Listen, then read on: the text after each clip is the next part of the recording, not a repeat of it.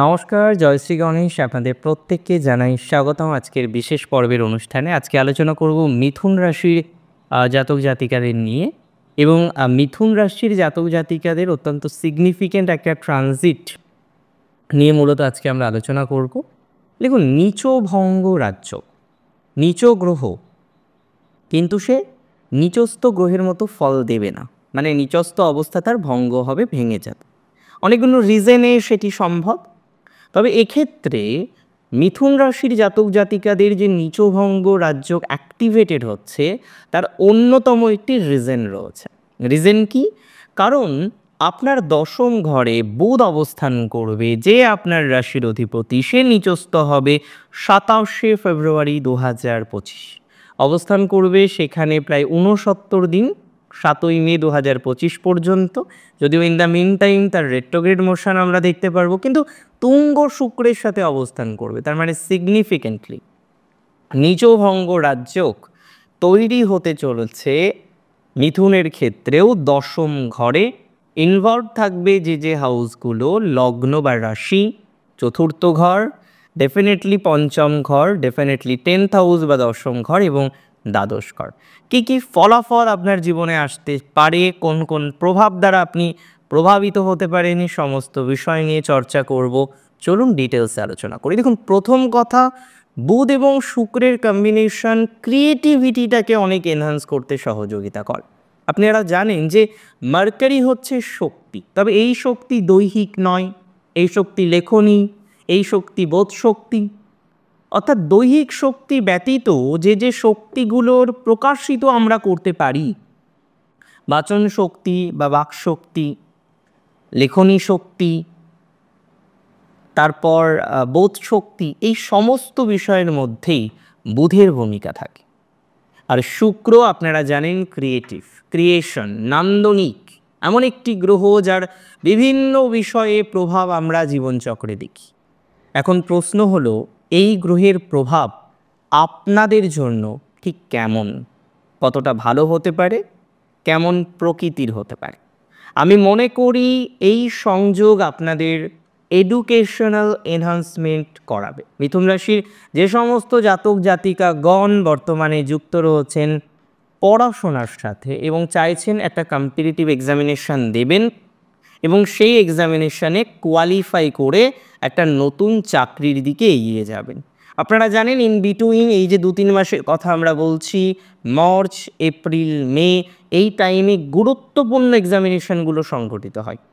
এবং আমি মনে করি যারা প্রবেশিকা অর্থাৎ এন্ট্রান্স এক্সামিনেশন, অন্য একটা কলেজে প্রবেশ করার জন্য, অন্য একটা ইউনিভার্সিটিতে প্রবেশ করার জন্য যে এক্সাম আপনাকে কন্টিনিউ করতে হয় তাকে আমরা প্রবেশিকা এক্সাম বলি। এই ধরনের এক্সামের ক্ষেত্রে পজিটিভিটির মাত্রাটা ডেফিনেটলি বৃদ্ধিপ্রাপ্ত হবে। এই ধরনের এক্সামিনেশানে সাকসেস প্রাপ্তির সংযোগ বাড়বে।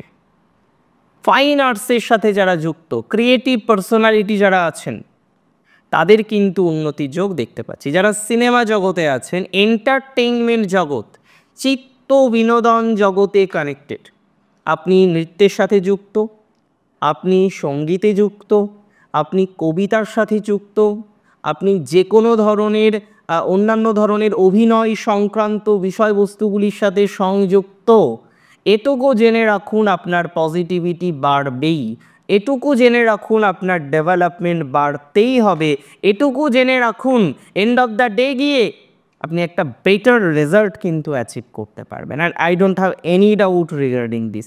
এই বিষয় নিয়ে না আমার কোনো সন্দেহ ছিল, না আমার কোনো সন্দেহ আছে, না আমি কোনো সন্দেহ প্রকাশ করব। তবে আমি মনে করি যারা রিলেশনশিপে আছেন, সম্পর্কে আছেন এবং সম্পর্কের জায়গাটা টালমাটাল, কোনো সময় আপনি দেখছেন পরিস্থিতি ভালো, তো কোনো সময় এতটা নেগেটিভ আপনি জাস্ট বুঝতে পারছেন না কিভাবে পরিস্থিতিকে ম্যানেজ করা যায়, কিভাবে পরিস্থিতিকে মেকআপ করে এগোনো যায়। আপনি একটা গ্রেট প্রবলেম ফেস করছেন, নানা রকমের অসুবিধার জায়গা ফেস করছেন। আমি মনে করি পজিটিভিটির মাত্রাক্রম বাড়বে, সিচুয়েশন অনেক বেশি ইমপ্রুভ হবে, ধীরে ধীরে আরও ডেভেলপমেন্টের দিকে আপনি এগিয়ে যেতে পারবেন ক্রমশ। রাশি যদি আপনার নিশ্চিতভাবেই হয়ে থাকে মিথুন রাশি, মিথুন রাশির জাতক জাতিকাদের বাচিক শিল্পী যারা আছেন, যে কোনো শিল্প কলা সাহিত্যের সাথে যারা অ্যাটাচড আছেন, অত্যন্ত শুভ সময়। তবে ইললিগাল রিলেশনশিপ থেকে থাকতে হবে দূরে।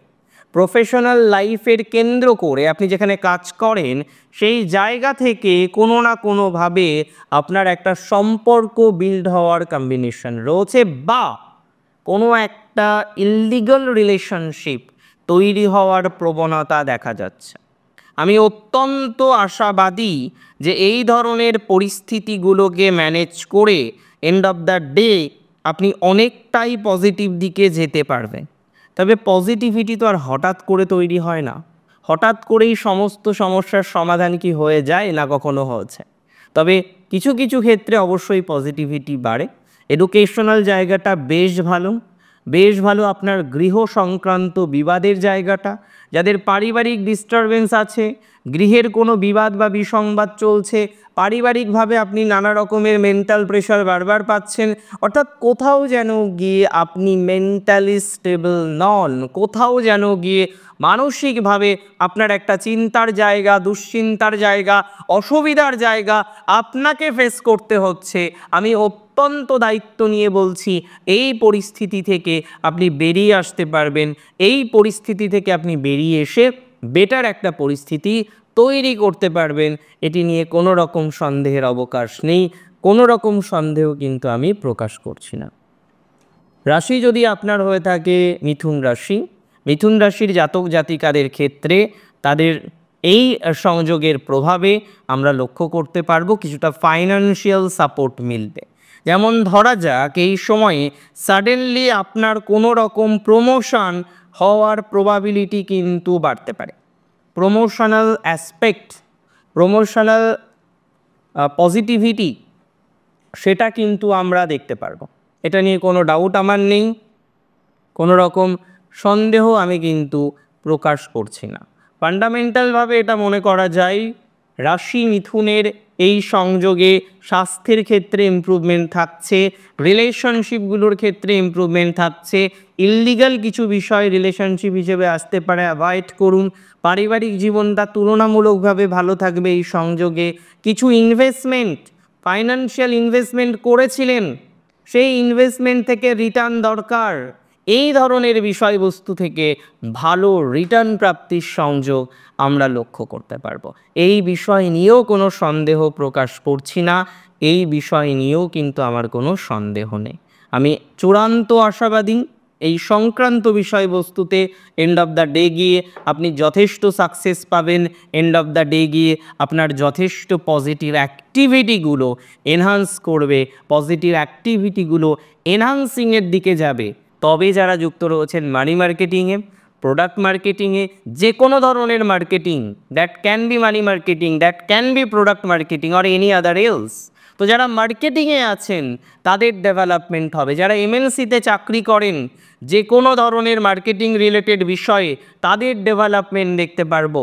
যারা কিছুদিন আগে এমবিএ করলেন, এখনও চাকরির অনিশ্চয়তা আছে, তাদের অনিশ্চয়তা কমে যাবে। 10,000 ইনভলভ, আপনি বুঝতে পারছেন, কর্মজীবন রিলেটেড ইভেন্ট সংগঠিত হবে।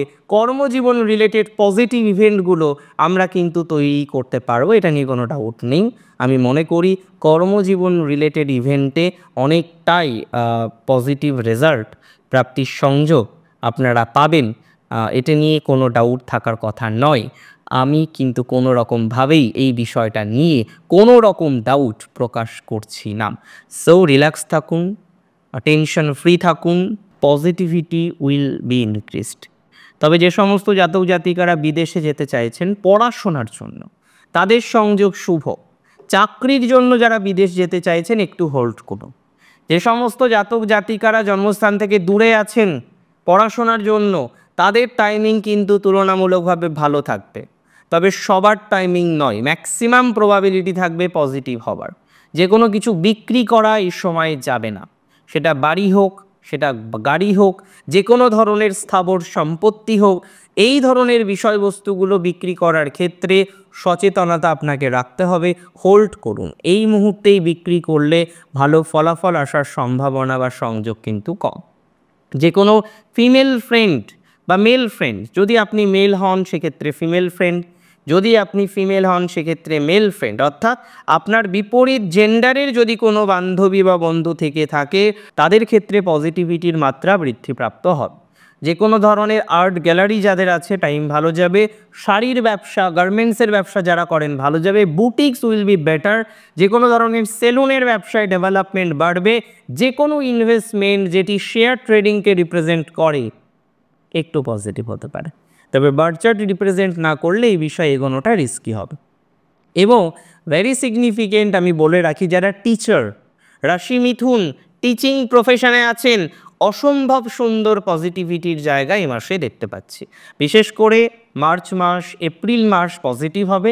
27শে ফেব্রুয়ারি থেকে 7ই মে 69 দিন আপনাদের জন্য কিন্তু যথেষ্ট প্রভাবশালী হতে চলেছে। আজকের অনুষ্ঠান সম্পর্কে আপনার মতামত আমার কাছে অত্যন্ত গুরুত্বপূর্ণ। আপনার মতামত জানান। অনেক ভালো থাকুন, সুস্থ থাকুন, স্বাভাবিক থাকুন। জয় শ্রী গণেশ।